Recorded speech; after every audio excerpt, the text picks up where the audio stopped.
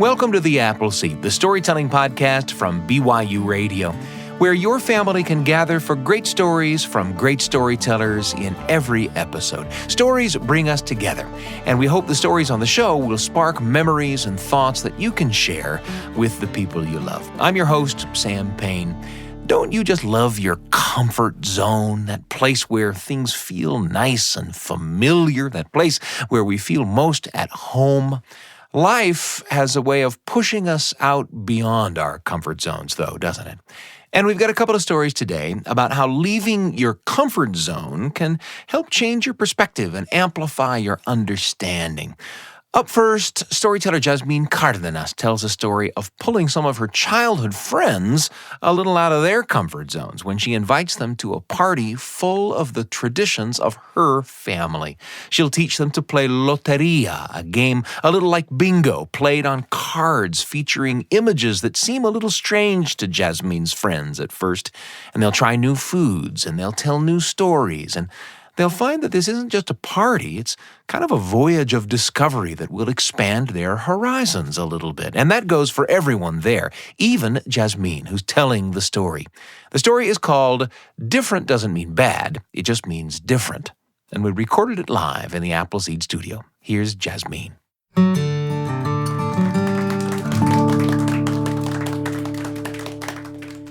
Thank you so much. I come from a Colombian family, but I was born and raised in Chicago. And so maybe like many of you, when I was a little girl, everybody loved sleepovers. And I really wanted to go to them. But Mami and Papi said, "Usted en casa ajena no se va a quedar." Oh, man, but they're not strangers. They're my friends, I would say. And the truth is that when I was a little girl, my mom and dad, they didn't speak English. So my friends at school were strangers to them. And they didn't know where they lived or who their parents were or anything about them. And so my mom would always say, "Usted en casa ajena no se va a quedar." You are not staying in a stranger's house. But she would always let me go to the parties. But she'd just pick me up before bedtime. But one year, she said that I could have a sleepover. Ooh! Mami, I want to invite everyone in my class. 3, Jasmin. Puedes invitar 3. Only 3, entonces nadie. Okay, 3. I was excited. I'm going to invite Jenny, my Irish and Italian-American best friend. I'll invite Jisha, my African-American best friend. And I'll invite Lisette, my Colombian and Mexican-American best friend. Ooh, I was so excited. Mami, we have to have cheese pizza. My friends like cheese pizza. Ay, cheese pizza. Eso es tan cursi. Algo más elegante. No, Mom, nothing more elegant. Just cheese pizza. Vamos a ver, we'll see, she said. The day of the party, I was decorating, putting up streamers and balloons, when ding-dong, the doorbell rang. Someone's early. I opened the door. Hi, Jen. You're early. No, I'm not. I'm on time. You said 5 o'clock, and my dad's always on time. Well, don't worry. My family's on Colombian time. Come on. You can help me decorate. And so she helped me put up more balloons and streamers, and then ding-dong, the doorbell rang, and in came my tías, my aunts, and my cousins. Ay, Jasmin, es que usted no está comiendo. ¿Por qué no está comiendo? Si no comes, ¿cómo vas a crecer? Colombians speak fast. I looked at Jenny, and her face was red. Chaz, do they speak English? Oh, yeah, they speak English. Davidcito, I said to my cousin David. Will you say something in English to Jenny? He looked at her. Cool dude. See, they speak English. That felt way better. And then ding-dong, the doorbell rang, and in came Jish. Hey, Jisha, let's put your pajamas and your sleeping bag in my room. We came back downstairs, and I said, what do you guys want to do? Let's play a game. Jisha was excited. I said, let's play loteria. And she said, Lota what? I said, it's real easy. I'm going to give you guys some tablets, and there's pictures on them. And if I call out El Sol, then you're going to take an M&M and put it on the card. We're going to play with M&Ms, not beans, like my abuela plays with. I think it'll be more fun. And then if you get pictures all the way across or down or at an angle, you call out Loteria. And she said, so is Mexican bingo? I said, geesh, kind of, but remember, I'm Colombian. Okay, let's play.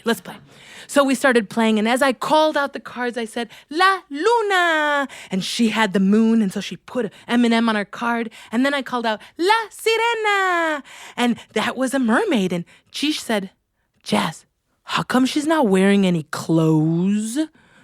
Geesh, that's La Sirena. La Sirena's a mermaid. She doesn't need any clothes. She lives in the water. But Sister Wickheiser's going to want her to have clothes on. Sister Wickheiser was our teacher at school. All of our teachers were nuns because I went to a Catholic school. And Sister Wickheiser was not going to like this card without clothes on. I said, she's wearing shells. And she said, okay, I don't know about this game. I said, come on, let's keep playing. And then I called out, El Borracho. And she said, ooh, Jazz, what's wrong with him? He doesn't look right. And sure enough, on the card was this guy looking a little crazy. I said, oh, that's El Town Borracho. He's been drinking too much. Every town has one. What? You're not supposed to play with drunk cards? Geesh, come on, let's just keep playing. And I called out the next card. El Diablito. Oh, you got the devil up in this stack. And I said, I was so nervous, my eyes were starting to get all watery when my very best friend Lisette walked in the door. And Jisha said, look, Jasmine's playing with cards that don't have clothes, and they've been drinking, and even the devil. And Lisette said, that's loteria. I play that game with my grandma and my mom and my tias. You play this game too? Well, we all do. Everybody does. And I was like, yeah, geez, remember? Everybody does. She's like, okay, cool. And we kept playing, and sure enough, she had a big mountain of M&Ms because she kept winning because she played bingo at her church rectory and was very good at the game. And so then they said, I'm hungry. And I said, oh, let's go see if the cheese pizza's ready. Now, in my old Chicago house, to go from the living room to the kitchen, you had to cross through the dining room. And there, on the dining room table, was a great big pig with the sunglasses on and an apple in its mouth and flowers around its neck. And Jeesh is like, ew, gross, you got a dead pig up in here. And Jenny said, pig, and started to hide behind the table. And Lisette said, I don't want to eat lechon. You eat that gross thing? Ew. And I said, only at Christmas or New Year's, 'cause it's special, not for my birthday. Mom! I called my mom, and she came in, and she said, ¿Ya vieron el lechon? Sí, es especial, Mom. I don't want lechon. Where's the pizza for my birthday? And she looked at Jisha, totally grossed out, and Jenny hiding behind the chairs, and Lisette looking totally unimpressed. And she said, okay, cheese pizza, go play. And she sent us outside to go play while she put a frozen pizza in the oven. And there in the yard was my dad, hanging out on the top of the garage, holding onto a rope. And on the other end was my tío, my uncle, holding onto the other edge in the back window of the first floor of the house. And in the middle was a great big sun, piñata. And Jish is like, oh, cool, can I have that when you're done with it? And Lisette said, you're not going to want it when we're done with it. You see, when I was a little girl, you couldn't just go to Target to buy a piñata. First of all, the store Target didn't exist, and you had to go to a specialty store, like a little Mexican mom and pop shop or an Ecuadorian store, and then they would make you a piñata if you ordered it. So my girlfriends, they did not have piñatas growing up, and this was their first one. And when my brother got the blindfold and the great big stick, and he started swinging in the sky, Jisha's like, be careful, you're gonna break it. And Jenny's like, oh, don't break it, I want to hang it in my room. And Lisette said, get ready, guys, get ready. And sure enough, pa, pa, all the candies and toys flew onto the ground. And Jisha said, "Ooh, you got a Snickers up in here." And Jenny's like, "Mood rings, cool." And they started filling their T-shirts with all the candies and the toys. And then they said, "Can we do that again?" Sorry, guys, you can only break it one time. And that's when my cousin walked by with a big plate of food. And Jisha's like, "Oh, I'm so hungry. Can I have some rice and beans like David's eating?" And I looked at her and I said, "Are you sure?" She's like, "Yeah, I like rice and beans. My mom makes them all the time." "Mami, Jisha quiere comer lo que está comiendo Davidcito." And my mom said, "¿Estás segura? Are you sure?" "Mm-hmm." So my mom came by with big plates of food, rice and beans and carrots and delicious things. And oh, this smells so good, Jazz. These rice and beans are delicious. They're totally different from the ones my mom makes. And Jenny said, "Oh, they're good. I like them." And Lisette said, "I thought you didn't want to eat lechon." Lechon? This is that dead pig up in your house? Ew! And I said, "I thought you said it was delicious." And I looked at Jisha's face, and her face reminded me of my own face. Because we had a family that had come to live upstairs from us, a Vietnamese family. And the entrance of our house, where the staircase was, started to smell real different after they moved in. And I started making faces and saying, "It smells weird." And my mom would say, "Mucho cuidado con esas caras." Be careful, I don't want to see faces.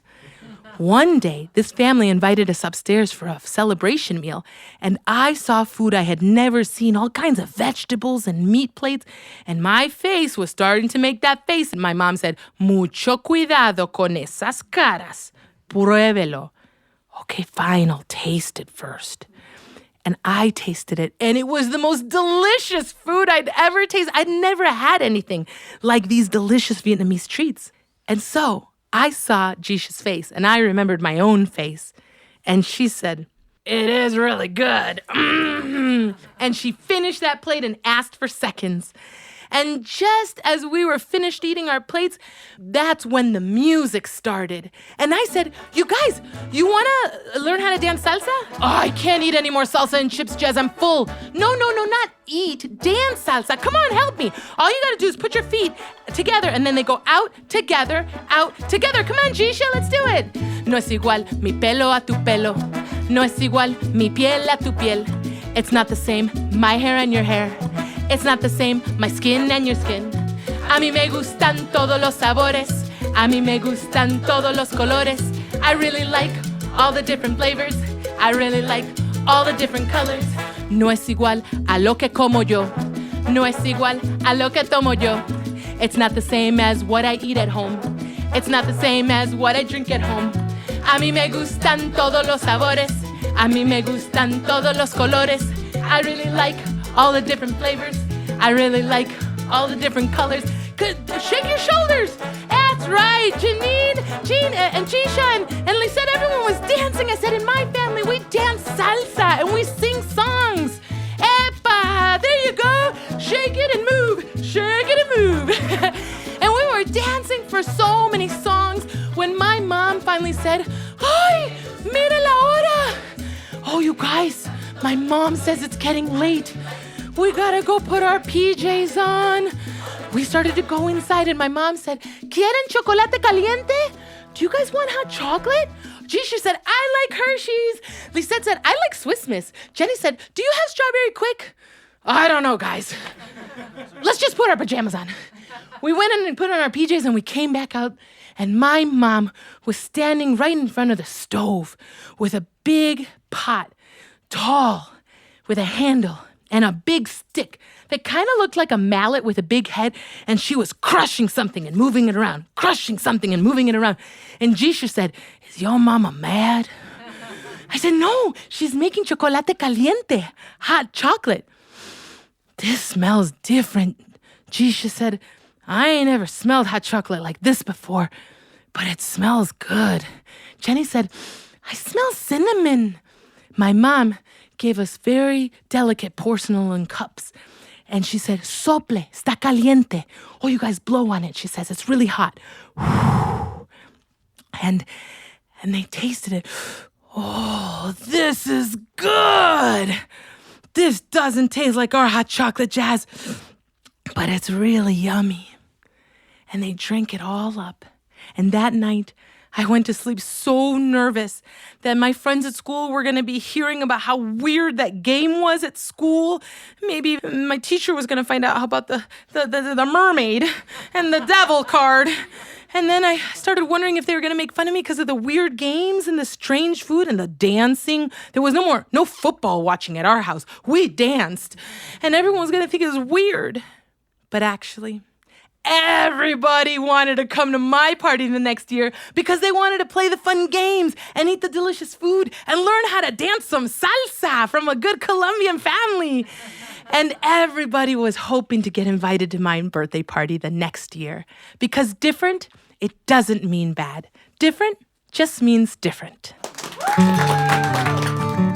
That was Jasmin Cardenas with Different Doesn't Mean Bad, it just means different. You know, you never know what's going to bring on a memory, and you never know what memory it's going to bring on. And listening to Jasmin's story took me back to a memory I haven't thought about in decades and decades. When I was about 9 years old, I got invited to a sleepover down the road at the home of John Jex, one of my childhood pals. And this was a lot more common then than it is now. But when I was a kid, your mom might get on the phone with the mom of a friend and work out all the details of a carefully supervised sleepover, an overnight stay, and you'd take your sleeping bag over to your friend's house and you'd sleep there. And you'd usually put on your PJs and stay up late watching movies or making stuff out of Lego bricks, and then you'd finally conk out and wake up in the morning to the smell of pancakes, and you'd bundle into the kitchen and have breakfast. And then you'd get out of your PJs and back into your daytime clothes, and then your friend's mom would give you a ride home.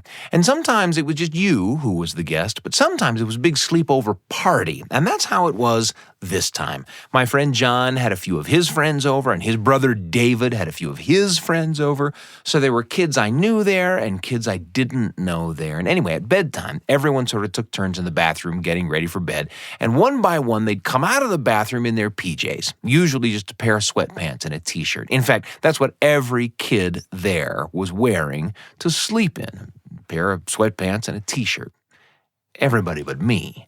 When I came out of the bathroom in my PJs, I was wearing green, fuzzy, zip-up pajamas, the kind with feet, the kind of feet with white, no-slip soles. I loved those PJs. And at home, among your own family, in your comfort zone, you just wear the pajamas you've always liked. It doesn't seem weird, it doesn't seem different, and no one laughs. But the kids at this sleepover party had no end of amusement making fun of what they called my little kid pajamas. To be fair to my friend John, he didn't laugh. He was a better friend than that. But for everyone else in the room, those green, fuzzy, feety pajamas were just too easy a target. Well, it made for kind of a miserable night. And when I got home the next day and told my mom about it and told her I never wanted to wear those fuzzy, feety pajamas again, she said, "That's fine. You can do whatever you want to do. But why would you make your decisions based on the opinions of people who don't know you and don't care about you?" Well, I've tried to remember what my mom said. I think it's good advice. I've tried to remember when people have a strong opinion about something I do or don't do or say or don't say or wear or don't wear. Do those people know me or care at all about me? Those who do don't tend to laugh or make fun or judge. They tend to get compassionately curious about the things that make me different or distinctive. In fact, sometimes that's how I know they care. And that's where Jasmin's story took me. Where did it take you? And who will you take along?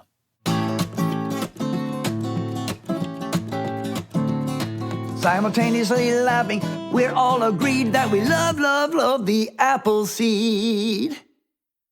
There's a lot more coming up, but I wanted to introduce you to another show from among the BYU Radio family of podcasts. The show is called In Good Faith, and it's a podcast in which host Stephen Cap Perry talks with a different person in every episode about their walk of faith, their faith tradition, their relationship with the divine. And whether you want to strengthen your own faith or just listen to thoughtful conversations about religion and about a walk of faith with a terrific listener, that's Stephen Cap Perry and In Good Faith. You can find it on Apple Podcasts or Spotify or YouTube, all kinds of ways to listen to In Good Faith whenever you like, whenever you need it. It's another great podcast from BYU Radio.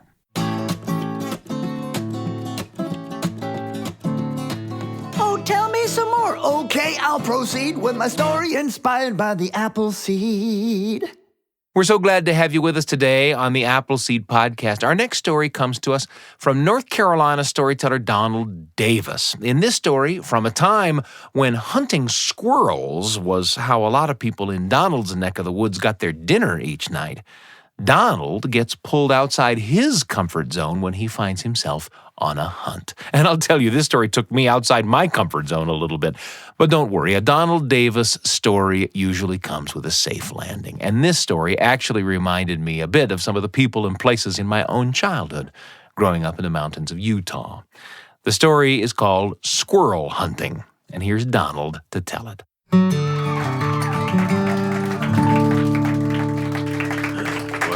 Well, thank you for being here. So my family came from the Smoky Mountains of North Carolina.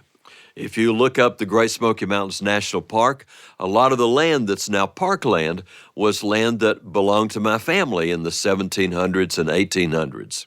My dad was born there in 1901 in a world in which he had to go hunting so they would have food for their family. But my dad would tell me about that, and he would say, the greatest moment in my life was when I got a job and got my first paycheck. Because he said, when I got that paycheck, the first thing I thought was, I will never freeze to death in the woods again, because now I can buy meat at the grocery store. So when I began to be a teenager and some of my friends were going hunting, like squirrel hunting and rabbit hunting and doing things like that, and I got interested in doing the same thing, my daddy just laughed. He said, why do you want to do something like that? We go to the grocery store. Why do you want to go freeze to death in the woods and then come home with something like that? We can buy good stuff with it. Oh, I was not giving up because my friends were doing that and I was going to do the same thing.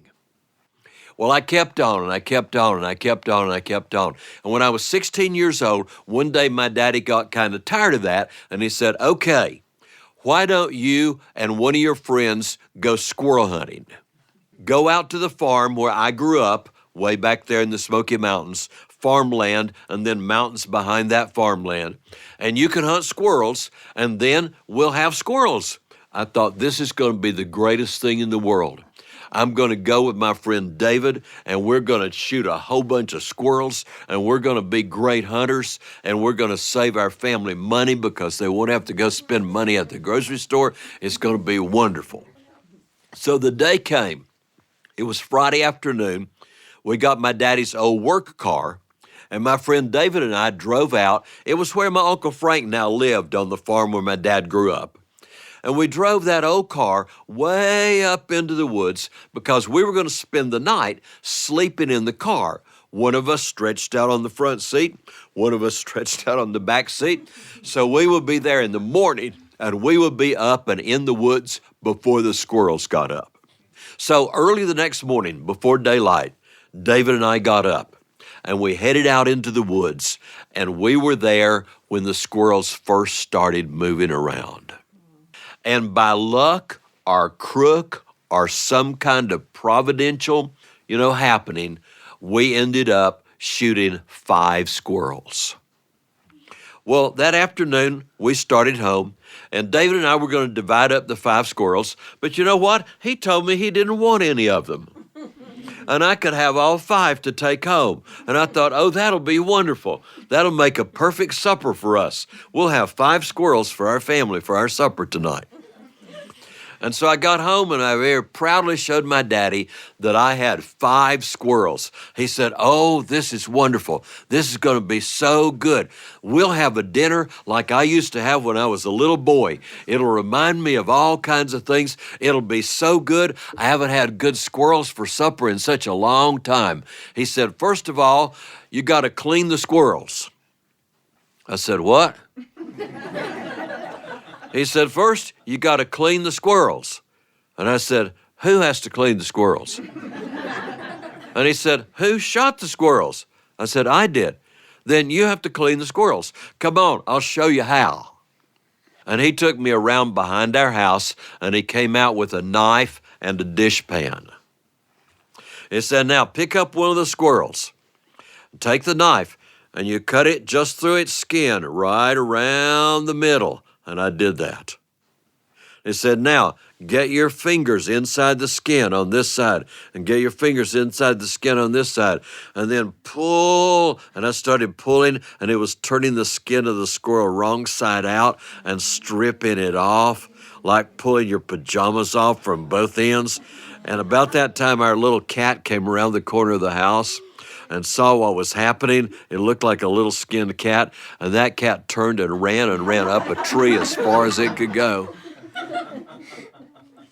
And then I got the skin all pulled off, and here it was hanging on this end, it was hanging on this end, and then I had to cut its feet off. And then, if you think this is horrible to listen to, think about how much more horrible it was to have to do it when I was a 16-year-old kid. And then I had to cut the squirrel's head off, and I had to take out its insides and cut it up. And when it was all done, there was almost nothing left. It was just tiny little bones with little bits. And there were 4 more squirrels to go after that. And I had to skin and clean all the squirrels and cut them up, and there was a little pile of bones with little bits of meat on it. And my daddy said, "This is so good. It's going to be so good for supper." And I thought, And we took the cut up squirrels inside to my mother, and she was going to fix our supper. And she made fried squirrel, and it had white gravy all over the fried squirrel. And we had to go with it white hominy and white cornbread. It was a totally colorless, awful-looking meal. And we sat down at the table and looking at that food. Do you know what my daddy dared to do? He dared to actually ask the blessing and give thanks for it. And then he started to eat. "Oh, this is so good. It reminds me of my childhood. And oh, dig in, dig in." And my little brother and my mother and I just sat there and we stared at our plates. And then I said, "Mother, do you think the grocery store's still open?"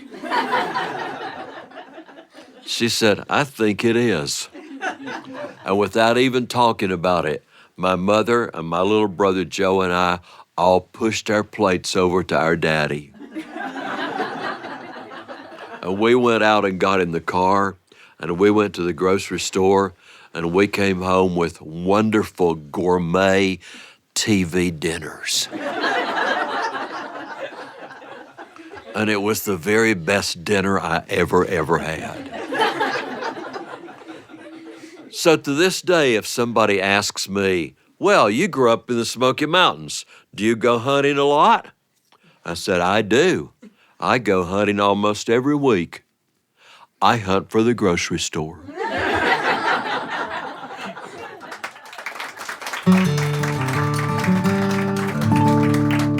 That was Donald Davis with Squirrel Hunting.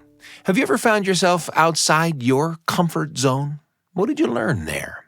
Have you ever discovered something wonderful by trying something new?